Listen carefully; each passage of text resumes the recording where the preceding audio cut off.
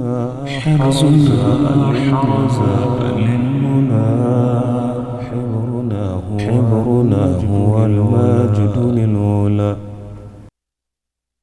حمدا لمن نبيه قد بعث فدوخت بعوثه من قد عثى ثم الصلاة والسلام ما حكت حمائما إذا بكت وهزت الغصون أنفاس الصبا فهيج صبابة لمن صبا على أجل مرسل وآله وصحبه وتابعي من واله.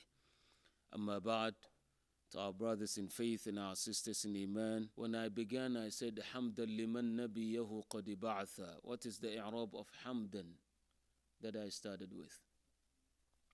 It's maf'ul what? Maf'ul mutlaq, and that's why it's mansoob. صح?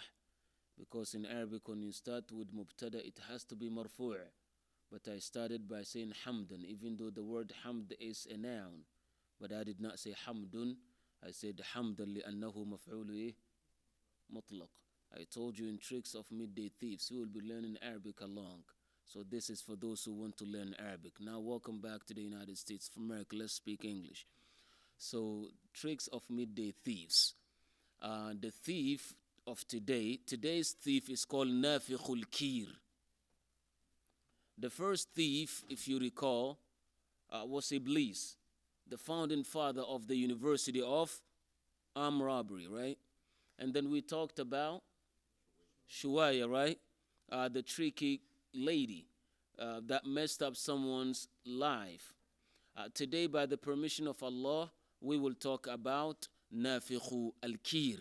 The hadith in Sahih al-Bukhari and Sahih of Imam Muslim, when hadith is reported by Bukhari and Muslim, that means the hadith is muttafaqun alayh, agreed upon. وَأَرْفَعُ الصَّحِيحِ مَرْوِيُّهُمَا وَأَرْفَعُ الصَّحِيحِ مَرْوِيُّهُمَا ثُمَّ الْبُخَارِيُّ فَمُسْلِمٌ فَمَا. This is in the science of hadith. We will talk about that. But now we're talking about thieves. So let's talk about them.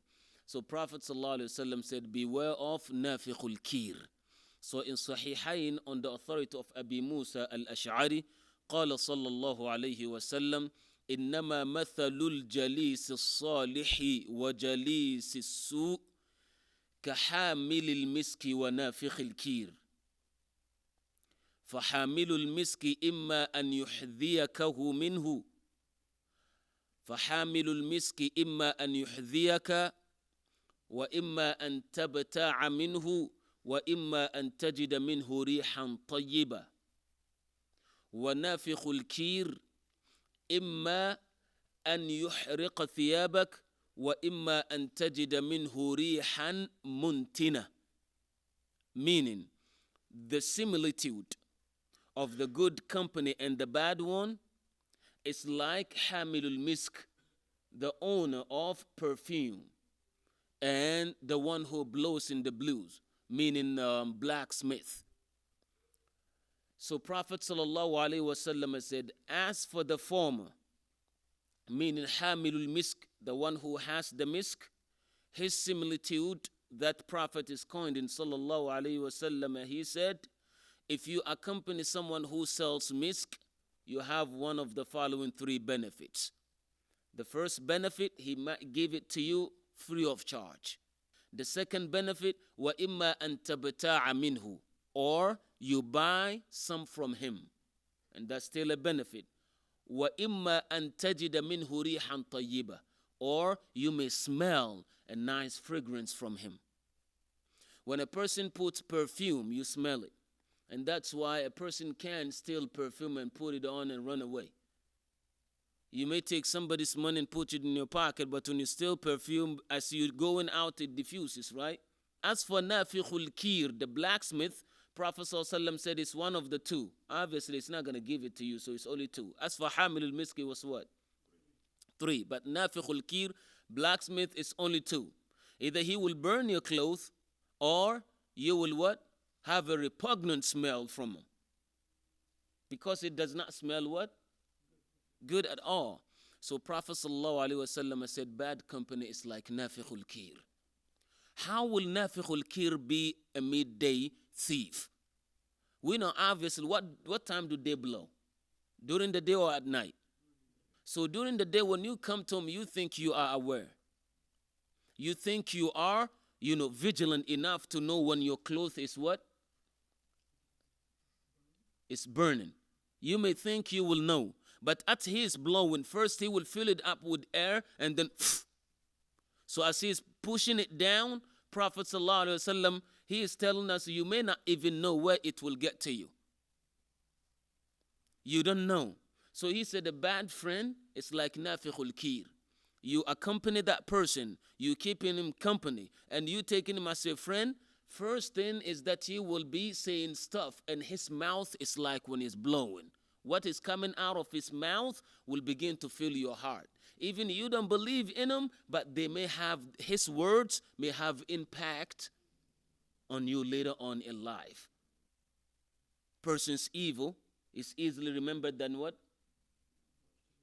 Person's virtue. So the vice of an individual is easily what? Remembered. But as for people's virtue, it's not easy for people to what? To remember. And that's why a person may wind up doing like thousands of things for you in your own favor. The day he messes up, what happens? You forget all the good that he had done or she had done. And this is opposite when it comes to with Allah. Allah subhanahu wa ta'ala will not allow your one vice to override your what? Virtues. So Prophet sallallahu alaihi wasallam said, beware of nafikhul kir. Why nafikhul kir? Nafikhul kir, if you are close at home, it's either he will burn your clothes or you will what? Smell. That bad or repugnant smell. So Rasulullah sallallahu alaihi wasallam said to us, just like Quran informed us, وَيَوْمَ يَعَضُّ الظَّالِمُ عَلَى يَدَيْهِ يَقُولُ يَا لَيْتَنِ اتَّخَذْتُ مَعَ الرَّسُولِ سَبِيلًا يَا وَيْلَتَى لَيْتَنِي لَمْ أَتَّخِذْ فُلَانًا خَلِيلًا لَقَدْ أَضَلَّنِي عَنِ الذِّكْرِ بَعْدَ إِذْ جَاءَنِي. Y'all remember when the Prophet sallallahu alaihi wasallam's uncle Abu Talib was about to pass away, Prophet visited him, right? But he meant Umayyah and Abu Jahl next to his uncle. When he invited him to Allah, what did they say? أَتَرْغَبُ عَنْ مِلَّةِ عَبْدِ الْمُطَّلِبِ. Will you now forget the millah, the path of your father, Abdul Muttalib? So now the nafikhul kir, what are they doing? They're blowing. Now, were they not to be there, what would have happened? Out of qadr of Allah? He would have said it because he's looking at Prophet ﷺ, and even he himself, he said, though I did not believe in the religion that Muhammad ﷺ came with, but doubtlessly in my heart, I believe that that is the best religion, and there never been religion on earth like that. The only thing that is preventing me from embracing it is the blame of the blamers. They will say, after my father's death and demise, I what? I forsake his religion. So Prophet ﷺ, he is telling us here to be very, very careful as to who we will choose as our what? Friends. Because they are just like nafikhul kir. Nafikhul kir doesn't care about you. Who does he care about? About who? Who does he care? He only cares about himself and what he is doing. So always when a bad friend is trying to influence you, he comes with something, check this out. He already knows that he's doing it. He wants to what? Get you involved. Because psychologically, what happens when a person is facing something, he's trying to get more what? Friends. Now if a person comes today and says, subhanallah, after Maghrib, I started, feeling pain. It's like I'm having a headache. And someone comes to you and tells you, oh, that was after Maghrib. I've been struggling with headache since Fajr today. Psychologically, what that translates is that yours will what? You will begin to feel. But if a person says to you that, I'm having a headache, I can't really even stand still. He says, subhanallah, it's been 25 years since I had a headache. What happens? Yours will what? Increase. When a person is sick, you visit him or you visit in the hospital or home, and then the person says, I'm really struggling. This is my pain. It's actually coming from my right side, my rib. I can't really stand still. And he says, subhanallah, this is what? For the past, 3 days I suffered. You just started, and alhamdulillah, I feel much better. Check it out. See, feel good. See? And then when you say to somebody else, my rape, I can't really feel, I can't, it's like I'm dying. It's like I'm passing away. What? Don't you know my grandfather died from the same thing? Actually, when he touched his, he passed away 2 hours later. What will happen to that person? Now, even though he's not going to pass away, but now you bring in Malakul Maut closer to his what? To his thoughts, right? So this is what happened with Hamil al-Misk and Nafikh al-Kir. Words have impact, especially when you what? When you let them out. And that's why scholars said, you are the master of your words so long as they within your mouths or within your lips. In between the lips, they close. So long as your words are between your lips, you are what? You are the master. You are the Sayyid in control. The moment they come out, they become your Sayyid, they become your master, and you turn to be what? The slave. Look at Papa John. Y'all know Papa John? The pizza, the founder of the pizza Papa John. Y'all can't tell me that you never had Papa John. Papa John, is he the CEO now? What happened? Racist what? Remarks. Can he reverse them? What happened to the owner of, was that Clippers, the NFL? The NBA. What was his name again? You see, what happened to him again? Why did he sell it? Because of his racist what? Remarks. You see what happened? The same thing. That's what happens to many, many people in life. So what comes out of your mouth, you have no control. Now, if they can backdate the days, will they say them? They will have never what? Uttered them. So that's why Prophet says, lisanul mar'i. They say lisanul mar'i awnul lahu, meaning the tongue of a person is in your service. Illam yazal samitan wa sayyidan in takallama. And that your tongue, that tongue of yours will be your master the moment you what? You let it out. And that's why it is said in the Athar that every single day, when you wake up, this is in Athar. You remember the difference between Athar, Khabar, and Hadith now. Tamam Khalil. Naam Mustafana. Abdul Ahad. Abdul Rahman. Ya Nadru. Wa Aishu. Y'all get it? The difference between Khabar, Athar, and Hadith. So in Athar, it is reported, Prophet ﷺ said, whenever a person wakes up, the rest of the body parts, speak to the tongue and tell the tongue, you better watch out. And do not let yourself out and say whatever you please. Because if you say something wrong, we pay the price. Isn't that true? The body parts say to the what? To the tongue, be very careful today. If you say something wrong, who will pay the price? Now, if a person says something bad, when you come, do you hate his tongue or you give him sadaqah with his body? Now, when you give him, elbow strike or uppercut, or you give some Bruce Lee strike or Van Damme, or you tend to be like Israel Adesanya, or you turn to be like, Schwarzenegger, who will feel the pain? The tongue or the body? So the body says to the tongue, be careful. Hey, watch out. Don't mess up our day. Because if you say something wrong, we pay the price.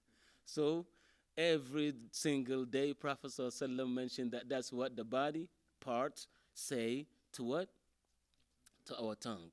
That if you are straight, all of us will be what? But if you get crooked, you will not pay the price. So be careful. That's what the body parts say to the tongue. So here, Hamilul Misk, Prophet ﷺ said, the owner of Misk, always you can benefit. Meaning a good friend, no matter what situation you find yourself, he has a way to get you out. With his what? With his words. You're going through some things, he say, you know what? Don't worry. He will provide some solutions for you. He provides the way for you. He guides you and provide the way out. But as for nafikhul kir, when you come and complain to him, I've been going through a lot. I'm trying to get this, I can't get it. Oh, you can't get it. You know what? Okay, at night, meet me like 10:30. Down on what do you call it? Beltline Avenue, you call it, or is it Beltline Lane? Road, Beltline Lane or Road? Okay, meet me at Beltline Road. I get some belt for us. I get something for us to do at night so we can make money. Then they turn to be, prescribing medicine to people. Yeah, I know the prescription. They are called the midnight pharmacists. The midnight pharmacists. They prescribe medicine. The young ones don't take the midnight pharmacists as your friends at all. And nobody will be saved if you take them as friends. So Prophet ﷺ said, be aware of your what? Surrounding and your company.